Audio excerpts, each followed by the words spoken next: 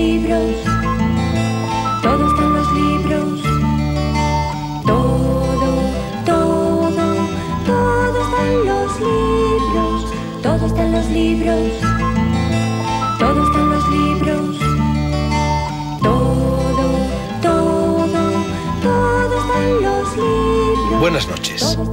Pretenden los cristianos, yo por cierto no lo soy, en contra de lo que muchos españolitos al parecer creen. Consiéntanme esta aclaración, que es por mi parte una declaración y también un desahogo. Pretenden los cristianos, decía, que el suceso más importante de la historia universal fue el nacimiento de Jesús en un lugar de Galilea de cuyo nombre no podemos acordarnos, porque digan lo que digan, no sabemos cuál fue, en el mismo instante en el que se echó a andar lo que hemos convenido en llamar era o calendario cristiano.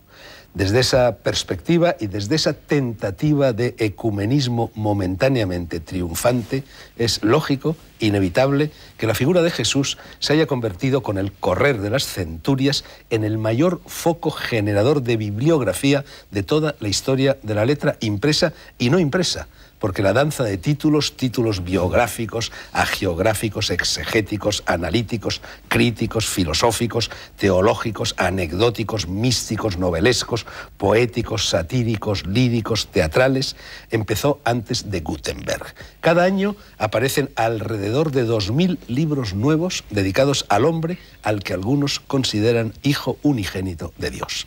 Debemos andar ya, aunque nadie que yo sepa ha elaborado un censo milimétrico de tal asunto, cerquita de los 200.000 títulos, quizá exagero un poco, escritos a cuento de alguien del que ni siquiera sabemos a ciencia cierta si realmente existió, aunque esta vetusta y razonable hipótesis de los investigadores y observadores independientes y objetivos no goce ahora, vaivenes del columpio de las modas, de demasiado predicamento. Queda así bibliográficamente justificada la decisión de dedicar hoy toda la hora de negro sobre blanco, que es un programa de libros, a Jesús de Galilea, aprovechando la llegada de la Semana Santa, que es cada vez menos santa y más profana. Para ello contamos con la presencia de 6 personas y de estos montones de libros. Algunos están al alcance de la mano y otros aguardan la atención de las cámaras en los 2 expositores situados a mi espalda. Las personas son, me limito a mencionarlas, José Antonio Martínez Puche, sacerdote, colega en las tareas de esta casa, dirige y presenta en ella el programa Últimas Preguntas y editor de estas 12 biografías de Jesús, se dice pronto, que acaba de lanzar al mercado con el sello de Edivesa. José Antonio, ni esto es el juicio final, ni yo soy Dios, pero por si acaso te he sentado a mi diestra. Ya está bien. Un poco más allá, siempre a la derecha, nos acompaña el filósofo y teólogo y catedrático y psicólogo y antropólogo y filólogo y muchas cosas más, y también sacerdote Luis Cencillo, y el escritor y teólogo Enrique Miret Magdalena, que estuvo ya hace cosa de un año en negro sobre blanco para hablarnos de sus memorias.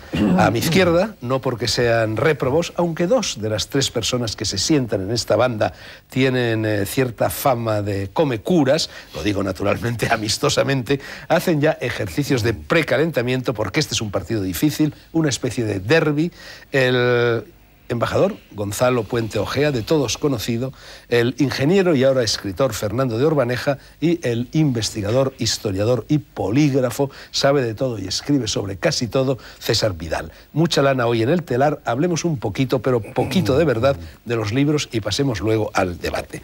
José Antonio, criterio de selección de estas 12 biografías que has escogido entre las muchas que se han quedado fuera de tu selección. En principio, la editorial es católica, es de los dominicos de España, y por tanto había un criterio de selección, en primer lugar, de las vidas de Jesús, escritas por gente, digamos, ortodoxa.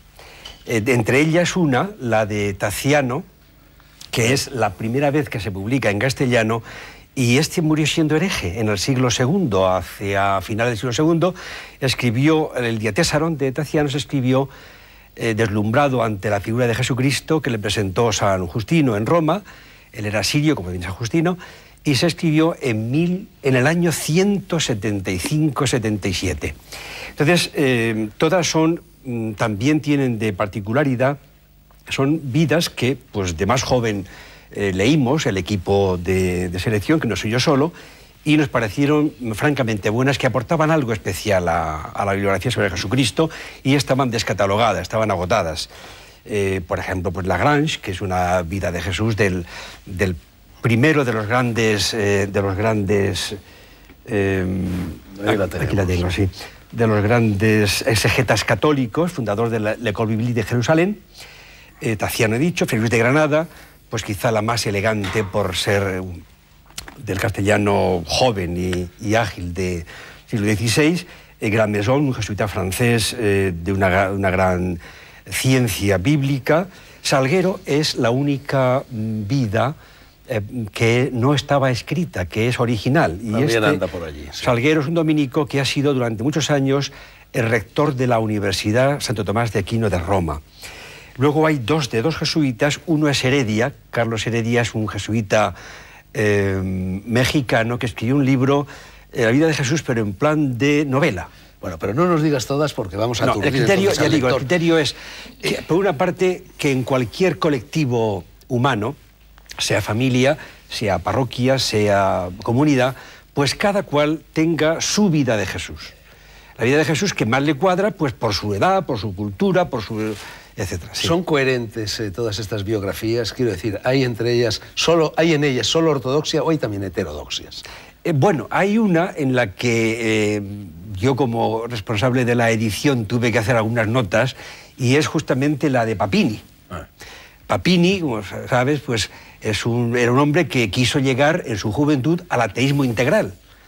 Y en estas pues se encuentra con Jesucristo y le devolvió tanto a Jesucristo que dijo, pues nada, lo primero que hago yo ahora es dejarme ya en paz todos mis ateísmos integrales y dedicarme a ello. Y en toda su fogosidad, pues Papini a veces pues habla de lo que él conocía de la Iglesia, de su tiempo además, que está superado, por ejemplo, por el Concilio Vaticano II, y convenía poner un poco al día en notas de pie de página, el único en que encontrar algo. Bueno, pero tampoco es ortodoxo. Antonio, el último libro de Papini, me parece que fue el último, que era sobre el diablo, como sabes, en él sostenía la teoría, entonces herética, de que el diablo al final de los tiempos se convertiría. Más o menos es lo mismo que ha venido a decirnos últimamente el Papa Wojtyla. No que el diablo se convertiría, sino que el infierno no es un lugar físico, etcétera, etcétera, ¿no? O sea, le están dando un poquito la razón a Papini. Cosas distintas, sí. Bueno, es curioso también Papini, porque Papini es el autor del libro, literariamente hablando, más extraordinario que yo conozco como manifestación de ateísmo. Me refiero a esa especie de medio autobiografía, que separa los 30 y 35 años, se llama Uomo Finito, hombre acabado. Claro, ¿no? Eso fue hacia el año 1817, y hasta el 21 no dio el paso él a... 1917, quieres decir. Exactamente, sí, perdón. Bueno, aquí hay, aparte del contenido, en fin, más o menos exacto que pueden tener estas biografías, yo creo que hay tres de indiscutible valor literario. Una es precisamente la de Papini, otra es la de François Mauriac, Vida de Jesús, Nobel, y otra es la de Fray Luis de Granada, Vida de Cristo, que verdaderamente es uno de los grandes monumentos de la lengua castellana. Exacto. Yo, en cambio, ya no sé si esta biografía de Taciano, me gustaría conocer un poco la opinión de Puente Ojea y la opinión de Orbaneja y la opinión de César Vidar del otro ala sobre, en fin, qué credibilidad merece esta biografía de Taciano. Bueno, tiene la especificidad que es el primer intento de hacer pues una especie de exposición comparativa de los cuatro canónicos, ¿no? Y por lo tanto el Diatessaron pues es una referencia clásica obligada para todo el estudio del génesis y desarrollo de la fe cristiana. La labor fundamental, yo no es que haya hecho estudios propios sobre Taciano, pero sí tuve en mis manos y he leído prácticamente la totalidad, hace ya mucho tiempo. Recuerdo efectivamente que es pues una alineación paralela, fundamentalmente de las diferentes perícopas y episodios de la vida de Jesús. Posiblemente se deslicen en algún momento formas de expresión, en la traducción que él hizo al siríaco, en que pues, quizá pues, un purista de los textos, como por ejemplo Juan Mateos o cualquier persona eminente en ese campo, pues le pondría muchos reparos. Pero no es un libro explosivo. Sí lo que se dijo de Taciano en algunas otras fuentes, por ejemplo, en el mismo Eusebio de Cesarea, etcétera, porque Taciano, pues, en algunos aspectos adelantaba, insinuaba cosas que a la Iglesia que se hizo ortodoxa, porque eso fue un caminar muy lento, prácticamente de 4 siglos como mínimo, pues no hubieran sido bien recibidas, ¿no? Esa es mi opinión personal sobre Taciano. Sí, yo creo que posiblemente es un libro más interesante para la historia del cristianismo que propiamente para reconstruir una vida de Jesús. Es decir, fundamentalmente es una armonía de los 4 evangelios canónicos y en ese sentido, pues hombre, es muy inferior a armonías contemporáneas como pueda ser la de A.T. Robertson o autores más modernos, ¿no? Pero sí es interesante en el sentido de que es ese primer intento de armonía e insisto, a mí me parece más interesante para historiar los inicios del cristianismo que propiamente para entrar en la figura de Jesús, que Taciano tampoco lo pretendió.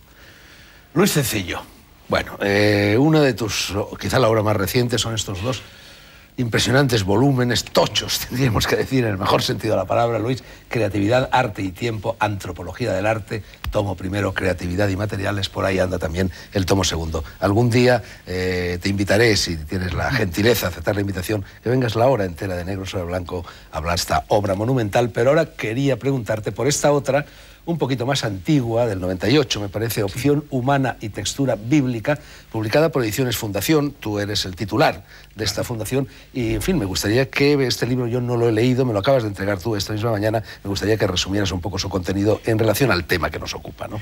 Claro, en relación al tema, porque es toda un estudio antropológico de todos los libros de la Biblia, desde el punto de vista antropológico, pero al llegar a Jesucristo y a los evangelios, caigo en la cuenta, como han caído la teología de la liberación y todo el mundo, que el verdadero mensaje del Jesucristo tradicional, por lo menos, no del histórico, pero vamos, del que ha quedado entre nosotros vivo, la aportación a la historia de Jesucristo, es que los marginales, los pecadores, los pobres, los carentes y los enfermos son los ciudadanos privilegiados del reino. Y que el gran peligro es creer que el ritualismo, el derecho canónico, la institucionalidad histórica y el prestigio de cualquier agrupación cristiana sea la ortodoxia. O sea que ahí estamos en ese, nos debatimos, yo me estoy debatiendo en ese problema. Bueno, pues vamos a debatirlo también un poquito más en el curso del programa. Enrique Miguel Madalena, tu último libro, en cambio, ya he dicho que hablaste largo y tendido de él en este mismo programa hace aproximadamente un año. Fue Luces y sombras de una larga vida, Planeta, un libro de memorias en las cuales también está presente la figura de Jesús, naturalmente por tratarse de ti. ¿Cómo es esa presencia de Jesús en este libro? Bueno, yo creo que para mí se manifestó de una manera más clara la figura de Jesús en tiempo de la Segunda República, en donde viví yo aquella situación difícil que había entonces, puesto que había un gran enfrentamiento entre los creyentes y los no creyentes, y a mí me pareció que la figura de Jesús era una figura que realmente podía convencer a los unos y a los otros como una gran figura de la historia humana. Y al mismo tiempo, creo yo que los estudios que se iban haciendo ya sobre Jesús iban en el sentido de utilizar la razón para poder descubrir el fondo mismo, tanto histórico como todos los fondos que se pueden ver de su mensaje, a través de este estudio razonable de lo que fueron aquellos documentos primitivos que fueron los 4 evangelios fundamentalmente. Y yo creo que esto a mí me abrió justamente a pensar en esta figura de Jesús y siempre intentar verla de la manera más racional posible. Porque yo veía que en aquel momento el que no viviera con su propia razón el tema religioso realmente estaba perdido, porque se convertía nada más que en una especie de autómata de las costumbres y de las rutinas que le habían indicado a uno constantemente. Al mismo tiempo vi yo también otra experiencia muy curiosa en aquel tiempo, que también me marcó a mí, y es que yo vivía en la Acción Católica, la Juventud Católica, y allí había 4 grupos que desde el punto de vista político estaban enfrentados, y sin embargo todos nos considerábamos católicos. A mí esto me pareció que era muy importante como descubrimiento de que tenemos nosotros que respetar a los demás y que ninguno de nosotros somos poseedores totales de la verdad. Bueno, o como corroboración de que 3 españoles, 4 opiniones. Sí, también, sí, ¿no? Y es que yo lo que creo que todos somos buscadores. Y no cabe la menor duda que todos buscamos y acertamos algo, pero también llenos de cosas negativas, errores, etcétera, etcétera, y tenemos que reconocerlo. Yo creo que esto es la experiencia más grande que he tenido yo en aquel tiempo en mi vida. Pues yo por eso soy partidario del diálogo, pero un diálogo en donde cada uno aporte lo que realmente descubre, ¿eh? Y de esta manera yo creo que podríamos ir adelantando en lo que es el proceso de la sociedad, de la vida, etcétera, etcétera, incluso diría yo de la creencia, porque no hay nada más que ver la historia del cristianismo para ver la cantidad de variaciones que ha habido en esta historia del cristianismo. Y yo creo que el error enorme es que hoy en día muchas veces la iglesia oficial estoy hablando, pues dice que siempre ha pensado lo mismo. Bueno, siempre no ha pensado lo mismo, puesto que ahí tenemos todos los documentos de la propia iglesia que a veces se contradicen unos con otros. Por eso yo creo que este ejercicio de la razón es muy importante siempre en el creyente. Bueno, vamos también a hablar de eso, del diálogo. En principio somos partidarios todos y para eso estamos aquí, para dialogar. Gonzalo Puente Ojea, tus 2 últimos libros son El mito del alma y El mito de Cristo, aparecidos muy recientemente y los 2 con el sello de la editorial que habitualmente publica todos tus libros, que es Siglo XXI de España. Hay entre estos 2 libros, salta a la vista desde solo con mirar sus portadas, una palabra común: el mito. Mito del alma, mito de Cristo. Supongo que son 2 mitos relacionados, ¿no? Sin duda ninguna.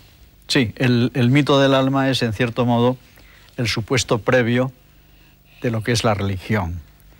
Porque claro, yo considero que todas las religiones nacen del animismo. Porque bueno, un Dios entiendo que sí, sin almas es como un pastor sin ovejas a las que pastorear, ¿no? Yo creo que, aunque es difícil hacer un estudio cierto, seguro, porque la antropología, sobre todo la antropología prehistórica, no tiene documentación de referencia, es en definitiva una documentación pues de tipo eminentemente arqueológico, eminentemente culturalista, y no puede llegarse a conclusiones ciertas. Pero yo creo que hay un punto de confluencia en los antropólogos que han especulado sobre el origen del concepto de un mundo más allá de lo inmediato, de la corporeidad, un mundo trascendente, de espíritus que sobrevuelan. Yo creo que, en fin, actualizada naturalmente, con las necesarias adiciones y omisiones, la tesis general que plantea, por ejemplo, Edward Bennett Taylor, ¿verdad? Creo que es un buen camino para especificar, en cierto modo, cómo surge en la mente y en la psicología humana esta idea de que, además del cuerpo que queda yacente y muerto, no solamente en la tumba, sino en el sueño, pues se desdobla. Y entonces realmente ahí nace pues una primera especulación. El concepto de alma, a mi juicio, es el soporte de alma y lo que connota este concepto de alma, que es una sobrevivencia después de la muerte, una referencia a mundos que no son observables o por lo menos detectables, etcétera, etcétera. Sin eso, yo entiendo que cualquier forma de especulación o de creencia religiosa, sin la referencia a un concepto de ánima, tomando un término latino muy tardío, por supuesto, o de alma, o de ente espiritual, pues las religiones se vendrían abajo. Y mi esfuerzo ha sido desde diferentes focos, es decir, el foco bíblico, el foco histórico propiamente dicho, el foco científico tanto en la física como en la cosmología, la especulación sobre las pruebas tradicionales de la posible existencia de ese Dios, la crítica filosófica posterior y, de un modo muy particular, las nuevas ciencias que se aplican al estudio del sistema nervioso, las llamadas neurociencias en un término general, iluminando desde todos los puntos de vista esta idea primigenia, casi diría prehistórica y casi simultánea, entiendo yo, a la especie cuando se configura ya como la del Homo sapiens sapiens. Entiendo yo que se demuestra claramente que es una inmensa invención humana que no ha sido negativa en el sentido habitual del término, puesto que en definitiva la indefensión del hombre ante los problemas naturales, tanto geológicos, de cataclismos, etcétera, como el problema terrible de la propia desaparición, de la muerte, el sufrimiento, el dolor, todo esto ha sido compensado con la creación de ese segundo mundo del sentimiento religioso que refería pues otros tipo de consolaciones y además de imploraciones, porque toda actitud religiosa ante esos espíritus tenía un doble sentido, propiciatorio y al mismo tiempo de exorcización, propiciatorio para el bien y de exorcización para evitar el mal. Todo eso, en definitiva, se incorpora en algún momento al código genético. Y entonces se transmite como un arma de defensa, de manera que la religión cumplió una función protectora hasta cierto punto, porque la parte pasiva de esta protección fue también inmensa, que fue sencillamente que la humanidad especulaba sobre cosas a mi juicio totalmente inexistentes. Pero no hay duda que fue una especie de ersatz, una especie de muleta por la cual el hombre transitó con una cierta mayor alegría que si no lo hubiera tenido. Entonces, esa es la conclusión a que llego. El libro está muy trabajado, exige un esfuerzo de lectura seria. Yo he tenido que abreviar tanto que a veces pienso que, en fin, la captación de mis tesis es más difícil, pero por otro lado yo tenía un deber de simplificación. Aún así, es un libro duro, pero yo ahí resumo mi concepto general sobre la religión y en segundo término sigo ya en plan de un resumen muy breve de tipo casi catecismo, que es el mito de Cristo, que en definitiva está ligado, como tú muy bien has dicho, al tema general de la religión.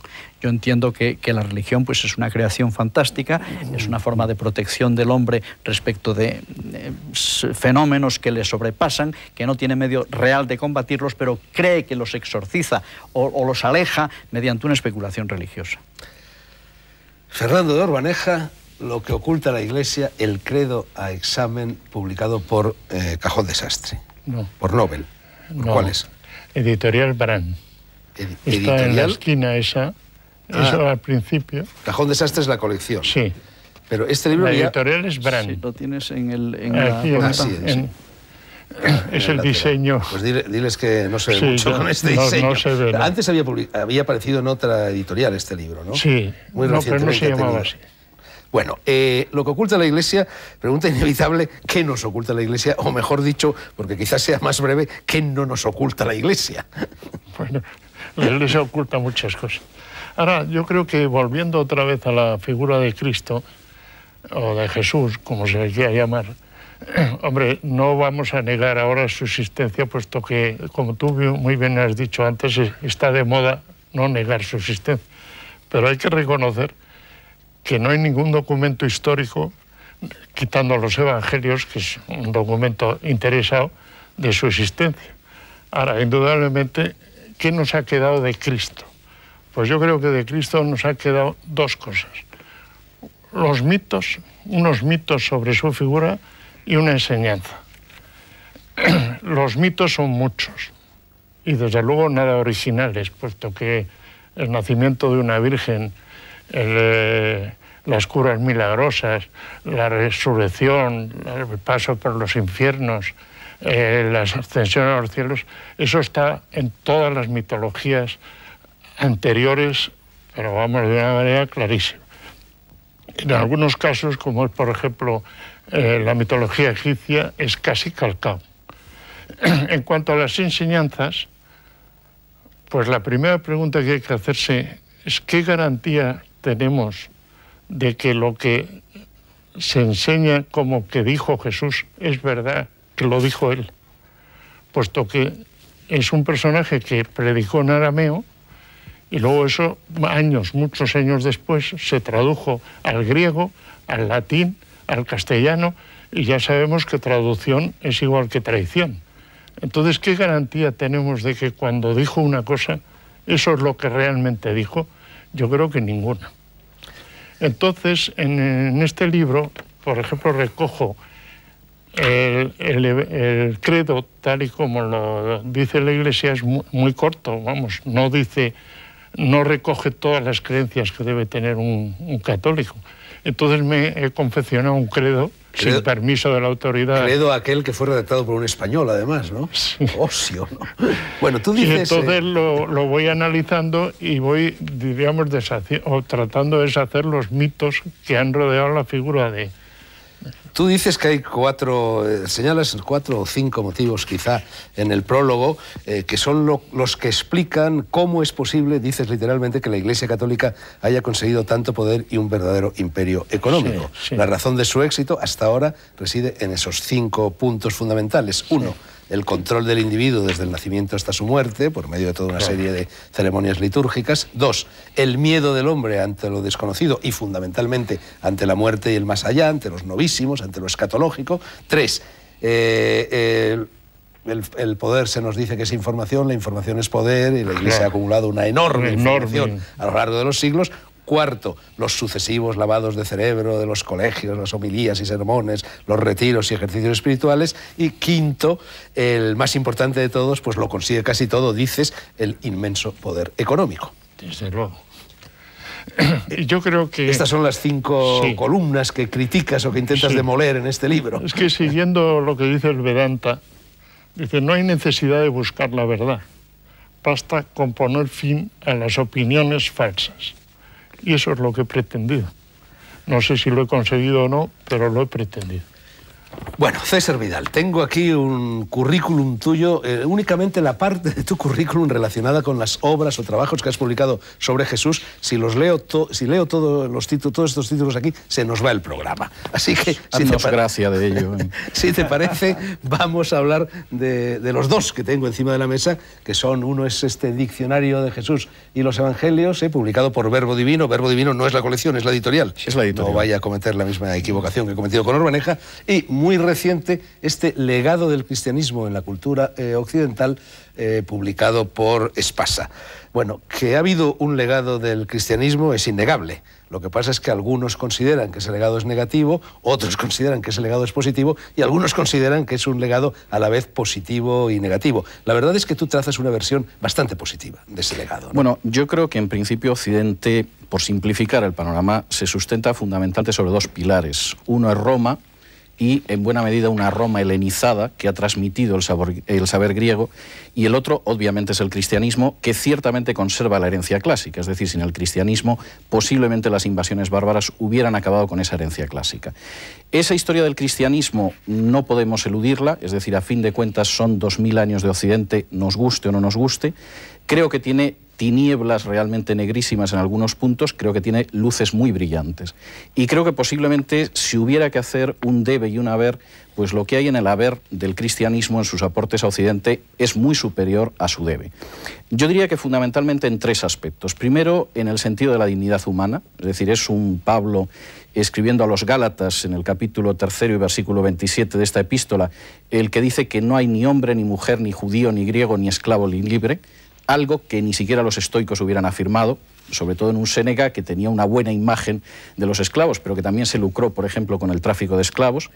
Implica, desde luego, un empuje a la dignidad humana en el tema de la esclavitud y, por supuesto, en la cuestión de la mujer. Incluso yo en el libro menciono cómo se puede tabular cómo a partir del siglo III la visión más positiva de la mujer que tiene el cristianismo permite un avance demográfico del cristianismo que en buena medida coadyuva mucho a su triunfo a partir del siglo IV.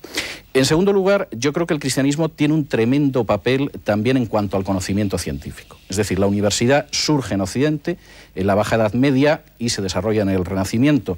Y se produce una revolución científica porque se parte de principios bíblicos como el de conoced la tierra y amaestradla, o dominadla, o de alguna manera llegar a conocerla hasta el fondo. Eso no tiene paralelo en otras culturas porque ese principio no aparece en otras culturas. La universidad no aparece en Europa por casualidad en vez de aparecer en Bombay. Y luego yo creo que hay un tercer aspecto que es interesante si tomamos por cristianismo el cristianismo como fenómeno global. No solamente la Iglesia Católica o las iglesias protestantes o las iglesias ortodoxas, y es el hecho del nacimiento del control del poder y a partir de ahí de la democracia. Es decir, la idea de que el poder corrompe. Y puesto que el poder corrompe, tiene que ser dividido y controlado, es algo que está vinculado muy estrechamente a la reforma protestante del siglo XVI. Y seguramente sin esa vuelta a esos principios de controlar el poder, que aparecen también en la Edad Media, de una manera más incipiente, dividirlo y de alguna manera poder asegurar que no va a derivar en tiranía, Occidente no hubiera conocido la democracia, pero la democracia como tal sería desconocida, porque la democracia griega incluso es muy distinta de la democracia occidental. Pero César, todo esto que estás diciendo tiene su reverso. Admite también una lectura, como se dice ahora, diferente. Es verdad, en gran parte, eso que acabas de decir, pero también es verdad, creo yo, que eso se debe a que la Iglesia enciende velas desde su fundación prácticamente en todos los altares. Es decir, digamos que ha habido siempre, o por lo menos de eso se la suele acusar, un cierto clientelismo, un cierto oportunismo, un cierto electoralismo, por lo cual, cuando le convenía ser capitalista, era capitalista. Cuando le convenía ser comunista o marxista, era comunista o marxista. Yo creo que la Iglesia fundamentalmente es un gran monumento de sincretismo, y paradójicamente la palabra sincretismo suele irritar bastante a los católicos ortodoxos. No, yo creo que ese es un elemento real, pero ese elemento real que no se ha producido en otras culturas implica por qué Occidente sí ha avanzado en terrenos que no han avanzado otras áreas culturales. Es decir, que por parte del cristianismo, en términos generales, hay una absorción de otras corrientes, como puede ser sobre todo el helenismo, yo creo que no se puede discutir. Que evidentemente el cristianismo no siempre utilizó determinados principios en un sentido positivo, creo que históricamente tampoco se puede discutir. Pero no cabe la menor duda de que algunas de las velas, por seguir la imagen, el símbolo que tú utilizabas, desde luego se encendieron bien y no se encendieron en otras culturas. Y eso implica que Occidente haya conseguido avances que no se han dado en otras áreas culturales.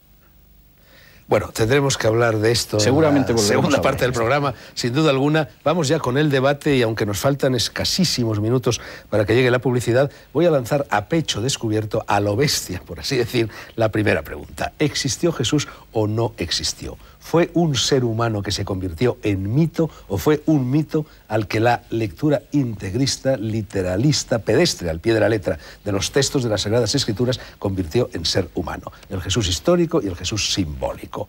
¿Quién le pone el primero el cascabel a este gato? Yo mismo. Pues venga, José Antonio.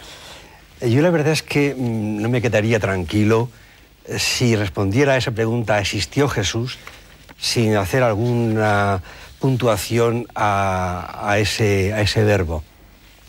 Para mí Jesucristo no solamente existió realmente en un tiempo de la historia determinado, en el que puede coincidir del año 0 o menos 4 o más 4, me da lo mismo, en Palestina, en Galilea, sino que existe. Es decir, que Cristo, esta semana se va a celebrar en todo el mundo cristiano, aunque sea menos santa que lo que lo era, pues existe porque murió por la humanidad, se entregó la vida para la humanidad, aunque no tuvieran ninguna intención de matar a Dios los judíos. Es un deicidio, pero más bien porque es Dios el hecho hombre el que se enfrenta... José Antonio, perdona que te interrumpa, yo creo que has incurrido en una tautología. Tú dices, Jesús existió porque murió por la humanidad, lo cual ya implica la existencia pero aún he dicho de Jesús. Sí, no, es decir, para mí no solamente existió, sino que porque existe. Murió. Antes de morir ha tenido que aún que no ha existir. acabado, murió y resucitó. Y por lo tanto, al resucitar, permanece vivo. Y para mí no solamente es una idea, es una tesis que mantengo, sino que para mí es, como para muchos millones de seres en la Tierra en este momento, ha sido y es, pues es lo más nuclear de mi vida y de nuestra vida. Es decir, para mí eso es lo más importante de mi vida. Y eso, pues... Si me permites, yo francamente creo que el debate se descarría con esta inauguración que nos ha hecho el padre Martínez Puche, muy respetable desde el punto de vista de su fe, que yo no voy a oponer en ningún sentido. Ahora bien, es una homilía lo que nos has dicho, pero nos vamos a tutear para simplificar un poco. Es una homilía lo que nos has expuesto, no es una teoría o una tesis o una presunción histórica. Yo creo que la pregunta de nuestro director de programa, de Fernando, es muy concreta. Quiere saber si físicamente y como cualquier ser humano tuvo existencia esa persona cuyo referente general es Jesús de Nazaret o el visionario Galileo, etcétera, etcétera, ¿verdad? Y eso es lo que hay que responder, creo yo. Yo lo que decía al principio, perdona, Jesús, es que existió y que existe. Bueno, yo creo que justamente eso... Era francamente una aclaración personal. La homilía pero daña tremendamente doctrinar. Tu respuesta. La daña en el sentido de que es una respuesta viciosa. Sí, no, bien. Viciosa porque es circular. Bueno, si os parece, una vamos a abrir circular. unos minutitos de tregua para la publicidad y seguimos. Negros Negro sobre blanco, Semana Santa, Jesús de Galilea. Estamos discutiendo civilizadamente sobre él, sobre Jesús y sobre sus consecuencias, que fueron muchas, con José Antonio Martínez Puche, Luis Cencillo, Enrique Miret Madalena, Gonzalo Puente Ojea, Fernando de Orbaneja y César Vidal. Había planteado yo, de una manera un poco brusca, poco antes de que llegara la publicidad, el tema que en definitiva pone en marcha o paraliza este programa. ¿Existió o no existió Jesús de Nazaret, Jesús de Galilea, como queramos llamarlo? El embajador Puente Ojea estaba en el uso de la palabra. Sí, yo me permití hacer esa objeción, en fin, que no es perentoria, es una objeción que se puede a su vez objetar, porque me pareció que tomaba la vía homilética y yo creo que no es el género que debemos cultivar en este programa, sino la especulación desde el punto de vista de sus datos, referentes históricos, etcétera, etcétera. Bueno, yo, aparte de las referencias en fuentes, sobre todo romanas, a la existencia de un Crestus, Christos, etcétera, la correspondencia de Plinio, todo esto que ha llegado hasta nosotros, pues a mí me parece que todo ese elemento de testimonios documentales y de raíz histórica, bueno, tienen su peso, sin duda ninguna, pero me parece de menor importancia. Es decir, no son dirimentes, totalmente. En cambio, si uno observa y lee atentamente, sin mayores preparaciones exegéticas, aunque lo ideal es haber pasado por la exégesis, más o menos modestamente, pero haber estudiado el Nuevo Testamento con criterios, vamos a poner entre comillas, científicos, en todo caso filológicos, textuales, ambientales, etcétera. Pero aparte de eso, si uno coge sencillamente el corpus de lo que es el Nuevo Testamento y específicamente los 4 evangelios canónicos y los examina especialmente los 3 primeros, los sinópticos, uno percibe muy claramente que hay un esfuerzo, casi diría sobrehumano, por parte de estos evangelistas para conciliar los restos de la tradición oral más sólida que ha quedado, no solamente la fuente Q, la QL famosa, sino el primer evangelio de Marcos, que es el que nos transmite quizá más cantidad de información, transformar esos elementos orales que han quedado absolutamente afincados y amarrados en las mentes, que luego transmitieron otras cosas, conciliarlos con la idea de Cristo. Es decir, para pasar del Jesús histórico al Cristo de la fe, los evangelistas verdaderamente entraban consigo mismo y con los problemas de la tradición una lucha titánica. Yo entiendo que no se hace una lucha sobre un ser inexistente, sobre todo cuando se quiere transformar ese ser existente en un ser mitológico.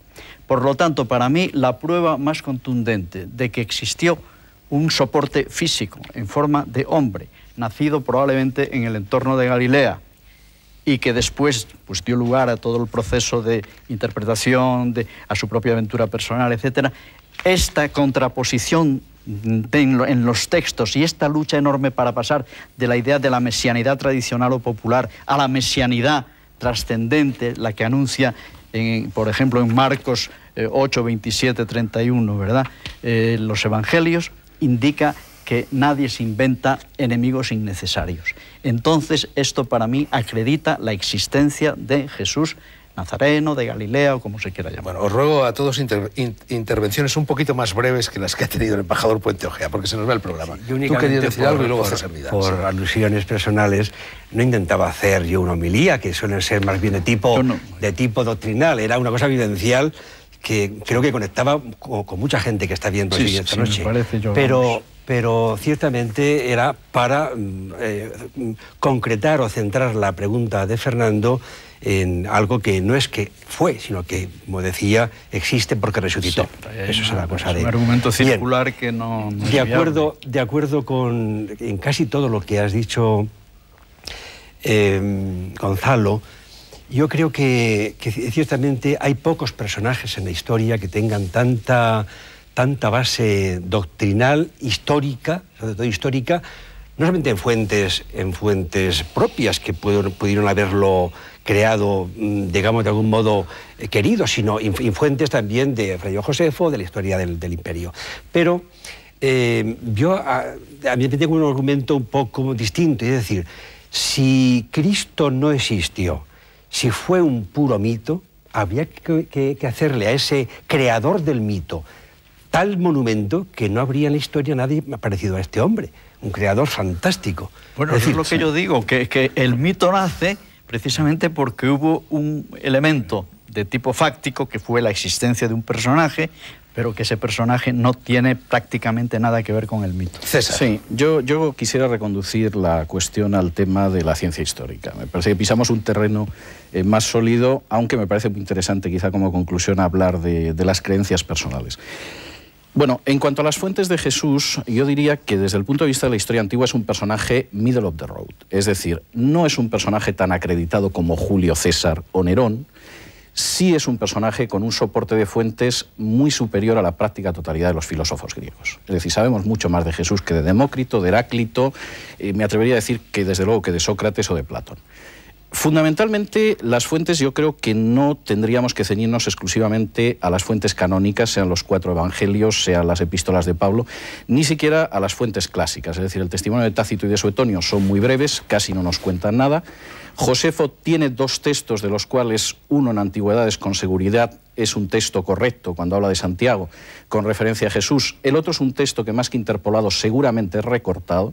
Es decir, hoy en día la crítica tiende a creer que el texto largo, el Testimonium Flavianum, es correcto pero está alterado y posiblemente recortado. Pero yo creo que la madre del Cordero está en las fuentes judías. Entonces nosotros tenemos del orden de varias docenas de textos recogidos fundamentalmente en el Talmud, pero no solo en el Talmud, sobre Jesús, desde un punto de vista agresivamente anticristiano, agresivamente anti-Jesús. Por ejemplo, hay un pasaje talmúdico donde Jesús aparece en el infierno en medio de excrementos en ebullición, lo que no es una imagen positiva del personaje, pero que curiosamente confirma muchos de los datos de los evangelios. Por ejemplo, la estancia de Jesús en Egipto, que ha criticado la alta crítica, aparece confirmada en el Talmud. Aparece confirmado el nombre de algunos de sus discípulos, por ejemplo, el caso de Mateo. Aparece confirmado el hecho de que tenía pretensiones mesiánicas y que se presentó como hijo de Dios. Aparece confirmado que fue ejecutado por Pilato, pero previamente hubo una instrucción judicial judía. Aparece confirmado el hecho de que prometió volver otra vez. Y entonces hay una serie de elementos que, contados por el adversario, si acaso lo que hacen es confirmarnos la versión que aparece en los evangelios. ¿Eso no podría ser un mecanismo de respuesta? No, porque el mecanismo de respuesta hubiera sido negarlo. Es decir, a Jesús se le acusa, por ejemplo, de hechicero o se le acusa de falso Mesías, pero no se niega que afirmó ser el Mesías. Por el contrario, se confirma. Se le puede acusar de falsario, de extraviar a Israel, pero curiosamente las acusaciones son las de relativizar la Torá, relativizar la ley, que es un dato que aparece en los evangelios. De modo que yo creo que en el terreno de la vida tenemos una serie de jalones más o menos seguros, que en el caso de la historia antigua, la verdad es que son bastante firmes comparativamente ahora. Pero si yo no estoy equivocado, nunca en los evangelios dice Jesús de sí mismo que sea el Mesías. No, perdona, lo dice en varias ocasiones, sin ir más mismo. lejos, en el capítulo 16 de Mateo y textos paralelos. Segundo, Urbaneja no está de acuerdo. En cuanto a la transmisión de su enseñanza. La transmisión de su enseñanza, y esto es fácil cuando uno está leyendo el texto griego y lo retraduce al arameo o incluso al hebreo, sigue fundamentalmente unas reglas de transmisión rabínica que nos hace pisar también un terreno muy firme. Y en este sentido yo creo que después de los estudios de Gerhardson y de Riesenfeld, esta es una cuestión, yo diría que científicamente cerrada. Es decir, la enseñanza de Jesús en un número muy considerable, realmente uno la puede retraducir y está dictada de una manera mnemotécnica. Y en ese sentido es bastante más segura, seguramente también, que en el caso de Sócrates. Y luego yo creo que hay un último elemento, y esto me parece importante. El estudio de Jesús, como el de César, como el de Napoleón, como el de Franco, exige un reciclaje. Entonces, determinadas teorías que podían tener un cierto peso a finales del XIX o a inicios del XX, como la idea de que el Nuevo Testamento y los Evangelios recogen multitud de mitos paganos, hoy en día no son de recibo. Y no son de recibo porque los paralelos que existen son paralelos fundamentalmente judíos. Es decir, sin entrar en el tema de la fe, simplemente en el análisis del texto. La referencia a que el Mesías naciera de una virgen no es una referencia pagana. Aparece en la Biblia Septuaginta, en el texto de Isaías 7:14, donde un texto mesiánico, que es el texto de Emmanuel, ya habla de que nacerá de una Parcenos, de una virgen. O, por ejemplo, la idea... Eso era un elemento común a todos a lo que Campbell llama el héroe de las mil caras. Pero el elemento es un elemento judío. O, por ejemplo, la idea de que el Mesías iba a morir expiatoriamente no es una invención del cristianismo posterior para justificar que salieron mal las cosas y acabó en una cruz. Eso está contemplado en Isaías 8 siglos antes de Cristo, aparece en Qumran 2 siglos antes de Cristo. Y aparece en el Talmud. César, perdona, te quito un poquito la palabra. No, me la puedes quitar a fondo. O sea, Luis Sencillo quería decir algo. Orbaneja también, a propósito, entre otras cosas, de si lo de Jesús dice de sí mismo que eso no es el Mesías, y Gonzalo Puente Ojea también. Luis Sencillo. Un par de precisiones. Bueno, hablando de esto, a mí la influencia histórica de la ideología de Cristo es lo que más me convence. Porque resulta que los movimientos libertarios del 18 en adelante, la democracia, el marxismo, el anarquismo y hasta el ecologismo, se inspiran en ideas que si no hubiera pasado Jesús de Galilea por la historia, Cristo es en cuanto resucitado, Jesús en cuanto personaje histórico, no se les habría ocurrido a ninguna clase dirigente. Los profetas. La tradición profética es tan violenta en el término reivindicativo como las de Jesús. Y además, no tan extrema, en el mundo helenístico, porque claro, Jesús es el puente, Jesús, en los evangelios están en griego helenístico, es el puente al mundo helenístico. Aparte de que no es la traducción, yo soy filólogo, bueno, y la traducción del arameo al griego helenístico no es una cosa así tan esotérica. Tú has citado el Vedanta y no sé si lo has leído en sánscrito. Yo conozco el sánscrito, ¿verdad? De manera que, claro, las traducciones estas, está tan investigado filológicamente, la precisión de las... parece que no hay ipsísima verba Christi. No las mismas palabras tal como las pronunció, pero las tradiciones orales confluyen de tal manera que en cuanto al contenido sí que lo podemos tener como estoy de acuerdo.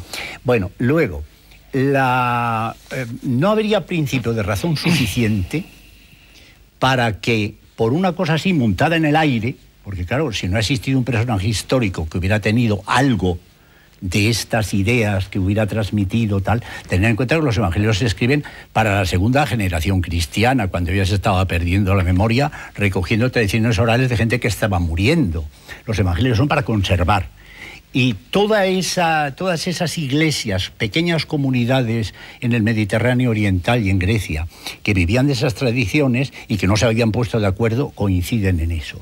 No habría razón suficiente para esa coincidencia si no hubiera existido una persona que hubiera impactado a toda la serie a los evangelistas, o los evangelistas no, porque no son los evangelistas llamados esos, los discípulos de Juan o de Mateo, etcétera. Y otra cuestión que sí que quería precisar, porque me parece muy importante, sobre el alma. Te advierto que te cito en un libro que estoy corrigiendo las pruebas. En la religión primitiva no cree en el alma, las religiones primitivas. El animismo, yo en el libro de antropología digo que Taylor ahí se equivoca al llamar animismo, porque el animismo supone una evolución conceptual ya casi clásica, sino que son energías cósmicas, como puede decir la nueva física ahora, que hay un spin del electrón o unos corpúsculos onda, energías cósmicas que se traducen en fenómenos físicos. Los judíos precisamente son quienes menos afirmaban la distinción de cuerpo y alma. Exactamente. De ahí la resurrección. Claro. Exactamente. Y el alma es helenística, es platónica, es órfico-pitagórica. Y precisamente yo trato de fundar mi teología no sobre la existencia del alma, sino sobre la existencia de la unidad de la persona, donde no hay distinción entre cuerpo y alma. Como dice Merleau-Ponty, esto ya es psicología científica, son las dos vertientes de una misma realidad consciente, la somática y la psíquica. Sí. Pero hablar de espíritu, es decir, de nous, eso ya es aristotélico. Sí. Yo estoy de acuerdo. Es decir, yo creo que en un momento le había ofrecido la palabra a Orbaneja, yo creo que sí, le dejamos que hable y luego... Es que, leyendo los evangelios se encuentra uno una serie de cuestiones que contradicen toda la idea de que Jesús fue Dios. Porque, por ejemplo, dice, mi doctrina no es mía, sino de aquel que me ha enviado. Eso no parece ser las palabras de un Dios. Por otro lado, dice, el Hijo no puede hacer nada sin el Padre. En otra ocasión, y en varias ocasiones, se pone a orar. ¿Cómo es posible que un Dios se ore a sí mismo? Eso es un contrasentido. Pero es que esto está hablando como un docetista. Exactamente. Como si fuera Dios paseándose por la historia. No, es un hombre real. Exactamente. Sí, yo no digo que es un hombre real. Yo no digo que no sea un hombre real. Pero que no es Dios. Unido no, pero perdona si me permites, pero lo que estás comentando sería aceptable si partiéramos del monofisismo. Es decir, cualquier persona que tenga un concepto de lo que es, por ejemplo, pues la definición de la Trinidad de Nicea, en la que espero que no nos metamos, en cualquier caso no encuentra ninguna objeción a eso. Es decir, se habla de tres personas, se parte de la base de que la segunda persona al mismo tiempo es humana. Es decir, que habría que ser un monofisita para encontrar una dificultad en eso. Pero plenamente humana, ¿eh? Sí, sí, sí. Hasta, por ejemplo... Lo herético sería no afirmar la humanidad. Se ha llegado a decir que Jesucristo creía en el diablo. Sí, aunque claro hoy día se pueda ser, diablo. a pesar de lo que dice la derecha católica, de que para ser católico hay que creer en el diablo. Yo no creo en el diablo. Y soy católico. De manera que... Y Jesucristo creía en el diablo. ¿Por qué? Porque era hijo de su tiempo. Era hijo de su tiempo. Sí, muy Tenía bien. la visión del pueblo elegido, todo eso. Pero y iba ¿cómo poco a poco superando que, su cultura heredada. ¿Cómo un Dios dice que el fin de los tiempos está tan próximo que en esta generación se va a llegar? Y luego resulta que no es cierto eso. O sea que también en eso falla. No ha dicho el fin de los tiempos, ha dicho el reino. Que es al final de los tiempos. No. El reino podía ser la comunidad cristiana. Y además ahora, coincide con el Olam Jabá hebreo. Es decir, es que estamos hablando de categorías hebreas. Es decir, si me permites un mínimo paréntesis en relación con la cuestión del alma, porque si no nos desviamos y acabamos hablando del alma.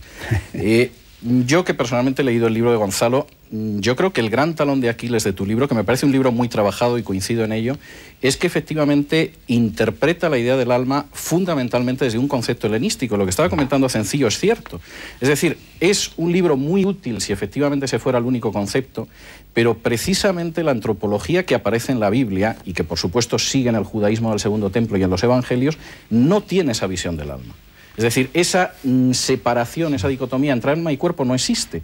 Y entonces la crítica queda en buena medida invalidada porque realmente estás combatiendo un adversario que yo creo que es combatible y compartiría ahí la lucha contra ese adversario, pero no es precisamente el adversario que uno se encontraría en las páginas de la Biblia. Yo querría responder rápidamente. Sí, responde, pero os pido que no desviemos no nos vamos a desviar. El debate hacia el alma. En primer término, la teoría la hipótesis que manejo en el libro y que está fundamentalmente inspirada por el libro famoso de Taylor, realmente no indica que el prehistórico, el hombre prehistórico, el Homo sapiens sapiens, en sus primeras singladuras sobre esta tierra, piensa que hay un alma, no. El concepto de alma es un concepto muy tardío que tomó definición racional con los griegos, o si se quiere un poco antes, con lo que habían de ser las fuentes de la doctrina platónica, socrática, que es la tradición órfico-pitagórica, etc. Pero que realmente lo que el primitivo sabe es que además del cuerpo inerte,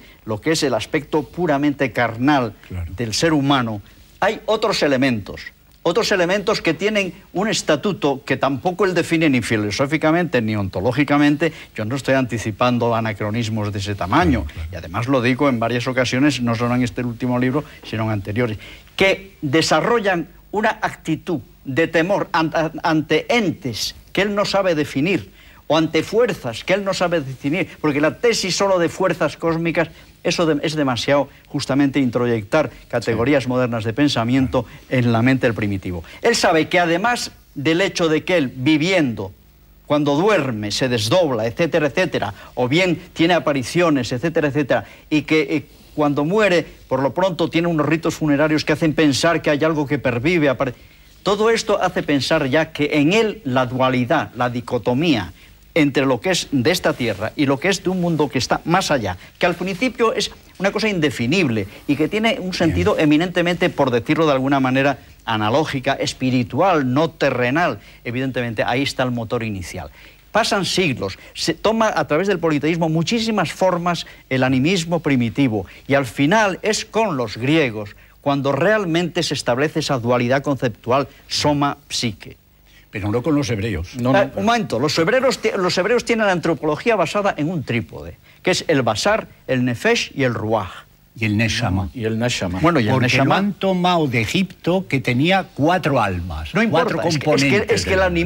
el animismo es eminentemente dinámico y tiende, por decirlo así, como las esquirlas de una bomba, tiende a diversificarse. Dejemos, por favor, Y el eso es lo que animismo, ocurre con los dejemos el judíos. alma, vamos con No, Jesús. pero aquí hay una cosa muy cosita importante. breve.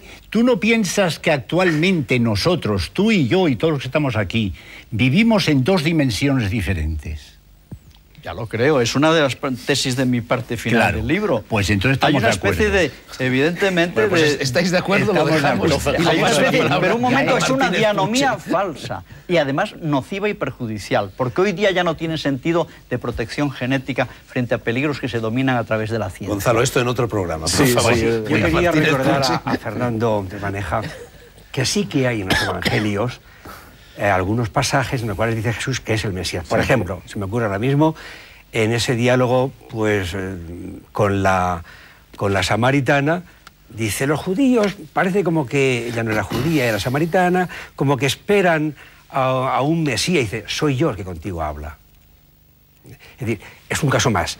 Y además partiendo, como decía antes, de que no hubo allí un taquígrafo ni hubo un magnetofón que grabara la conversación, sino que eso era una vivencia de la comunidad cristiana. Es que los judíos esperaban un Mesías, pero un Mesías fundamentalmente que les liberara del yugo romano. Pues eso es muy discutible. Nunca un Y aquí Mesías es muy dio. discutible, ¿eh? Eso no es No, discutible. no, fíjate eso si es está clarísimo. discutible que en Qumran, por ejemplo, aparece la imagen de 2 mesías. Uno sufriente que muere y otro que es militar que libra del yugo romano. Es decir, la idea del Mesías, primero, para empezar en el No judaísmo están del Segundo alineados. Ese Templo, documento de Qumran no pretende hacer 2 mesías propiamente. Habla de dichas. 2 mesías. Sí, pero realmente el mesías es uno y el otro no. es un brazo armado del otro mesías. No. pero se habla de un mesías No hay una sufriente. no En hay- el Midrash de Isaías, por ejemplo, el Mesías es el siervo sufriente, Levet Yahvé, de Isaías 53, que muere expiatoriamente por los pecados del pueblo y para ser luz de los gentiles. Y el texto de Isaías está entre el siglo V y el VIII, antes del nacimiento texto de Jesús. Isaías sencillamente es una referencia topológica absolutamente En absoluto. inventada posteriormente. Pero, ahí Isaías por Dios, no prevé... que es un texto, no es- que es un texto el carácter escrito siglos mesiánico, antes de el Jesús. carácter mesiánico de ese texto de Isaías es sencillamente una superposición posterior. No es cierto. Aparece Porque en el Midrash de Isaías, que es judío, y aparece en el Talmud, Hombre, claro, precisamente tú le has dado, en referencias anteriores. Tú le has dado a la literatura talmúdica, sobre todo a partir de la época tanaítica, que es cuando toma cuerpo ya. Le doy un valor de fuente. En el famoso concilio de Dafne, ahí se empieza... No, de Dafne no, de Yavne. Perdón, de Y eso es Yavne, anterior exacto. a la redacción de la Mishnah. Perfecto.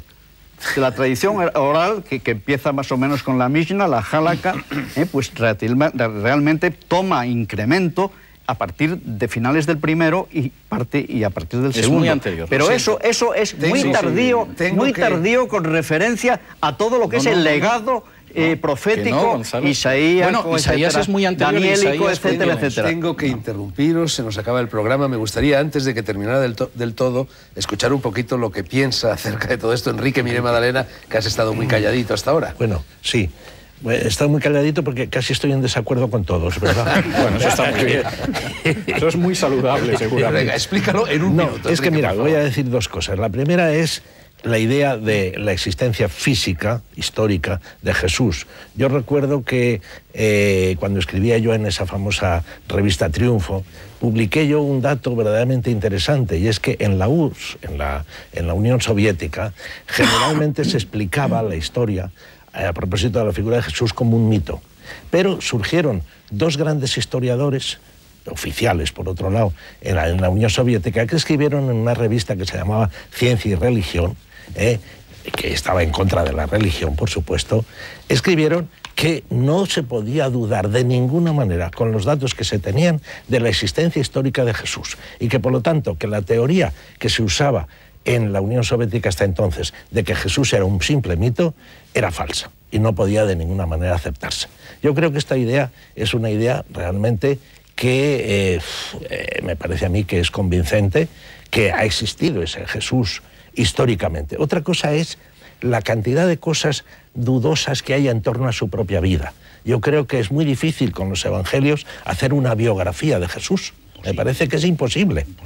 Y por lo tanto, no tenemos de ninguna manera que utilizar, yo diría, todos estos razonamientos de nuestro mundo occidental racionalista a propósito de un libro que yo diría que la mejor definición que se puede dar de lo que es la Biblia es lo que decía un gran filósofo católico que murió hace poco, que era Termontan, que decía que es un materialismo poético. Verdaderamente. Pues es verdad, es que la mentalidad de todo lo que es los escritores de la Biblia es una mentalidad oriental y por lo tanto llena de imaginación, de fantasías, de cosas realmente mitológicas también, pero dentro de una realidad que es de la que se parte. Yo lo que creo es que no podríamos utilizar tanto estos mecanismos que usamos tanto en Occidente para entender la Biblia, sino más una cosa más poética, más imaginativa, más para entender lo que es el mensaje realmente de la Biblia. Bien, dejémoslo, si os parece, de momento ahí. No tenemos ni un minuto más. Una cosa en esto, que comparando con las biografías de Filóstrato, de Apolonio de Tiana o de Vespasiano, etcétera, los evangelios son sumamente sobrios. Es cierto. Sí, solamente tienen la transfiguración como algo maravilloso. Lo otro son continuamente levitaciones y cosas de esos personajes. Decía que no tenemos ni un minuto más, se nos acaba negro sobre blanco, pero ya me maliciaba yo que Jesús es mucho Jesús para un solo programa. Son tantos los aspectos de su persona, de su personalidad y de sus consecuencias para la historia del mundo que hoy no hemos podido tocar ni analizar, que con la venia de mis 6 contertulios pedida y conseguida durante el parón generado por la publicidad, vamos a hacer un segundo programa que grabaremos ahora a renglón seguido, pero que emitiremos dentro de 7 días. Queden, por lo tanto, las incruentas espadas en alto hasta entonces. Gracias a todos, a José Antonio Martínez Puche, Luis Cencillo, Enrique Miret Magdalena, Gonzalo Puente Ojea, Fernando de Orbaneja y César Vidal, y gracias también, faltaría más, a todos ustedes por la atención, por la devoción, nunca mejor dicho que hoy, y por la amistad. ¿Me permiten, en nombre de ella, un consejo? No se pierdan la segunda parte de esta especie de película de episodios. Como se decía, al término de aquellas películas continuará. El desenlace aquí, a la misma hora del mismo día, la próxima semana. Buenas noches.